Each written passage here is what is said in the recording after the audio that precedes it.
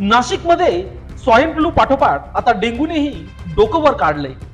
3 आठवड्यात डेंग्यूचे 19 रुग्ण आढळून आले आहेत। नाशिकच्या तापमानाने 40 अंश सेल्सिअसचा आकडा ओलांडल्यामुळे शहरातील घराघरात कूलर एसीची एंट्री झाल्यामुळे शहरात डेंग्यूच्या रुग्णाची एंट्री झाली।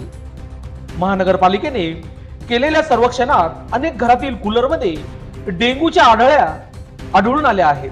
त्यामुळे वैद्यकीय विभागाने नागरिकांना सतर्क केले असून दररोज कूलरचे पानू बदलण्याचे आवाहन केले आहे। दरम्यान जानेवारी पासून आतापर्यंत डेंग्यूच्या रुग्णांची संख्या ही 90 वर पोहोचली आहे। नाशिकमध्ये गेल्या वर्षी डेंग्यूने थैमान घातले होते।